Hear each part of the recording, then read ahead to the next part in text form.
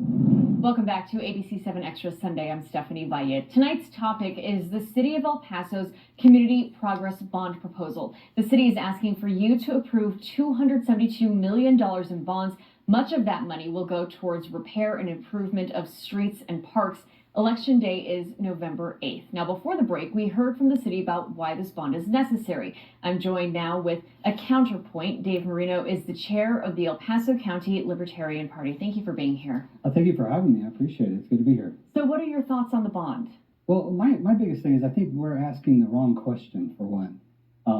The answer is obvious. We need better roads and we need better streets. But the question is why is this not already in our municipal government's budget? So they currently have $80 million budgeted for streets and maintenance, but $245 million, I think, is what they're asking for streets and maintenance in this bond. And I don't see why it's not already in the budget.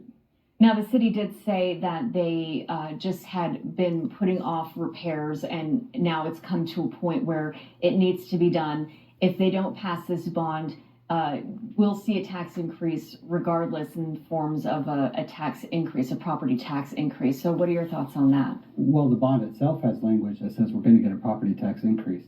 But in the case with these bonds, is it's debt that's issued. So then we end up having to pay interest on that debt. So we're already paying $128 million in debt servicing on our current budget, which is $1.16 billion is El Paso's current city budget. And if you want to read it, it's only 895 pages long.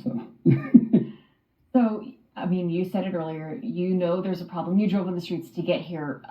What would be your solution if not to have a tax increase in some form to pay for the streets? I think we need to deny this bond, and we need to force our representatives to get into the budget book and find the money within the budget in order to make these streets better. This is where it should have been the whole time. The basic responsibilities for municipal government should be public safety, paying for government, libraries, and streets and roads and parks. If there was a place where you would take the money from, would you offer a solution to that? Because I'm pretty sure they would say that they've done that. There's 895 pages that they could look through to find the $246 million. But they're right, though. I mean, why did we wait for it to get this bad?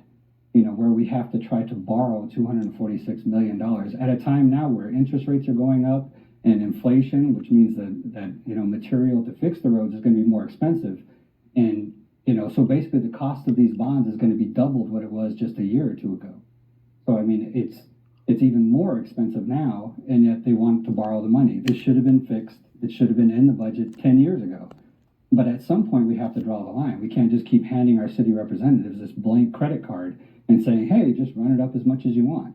When they were building water parks and a ballpark and stuff that's, insolvent, it's not making us any money. It's costing us money out of our budget every year. They're increasing property taxes to pay for quality of life things. Well, quality of life is putting money back in the pockets of El Pasoans, not raising our property taxes. When you're not taking care of your basic responsibility as a municipal government, yet you're going to go build water parks and stuff like that. So you would urge people to vote against this bond? Absolutely, absolutely, and all three of them. I mean, the only one that isn't a basic responsibility of municipal government is the climate part of the bond. But I still would decline it because climate change needs to be addressed once we address the fact that El Pasoans are tired of paying property taxes, or the property taxes continuing to go up. We have the lowest median income in the state of Texas, and yet we have one of the highest property tax rates. That's not right. We have a city manager that makes 10 times the median income of our average El Pasoan. There's something wrong in El Paso city politics.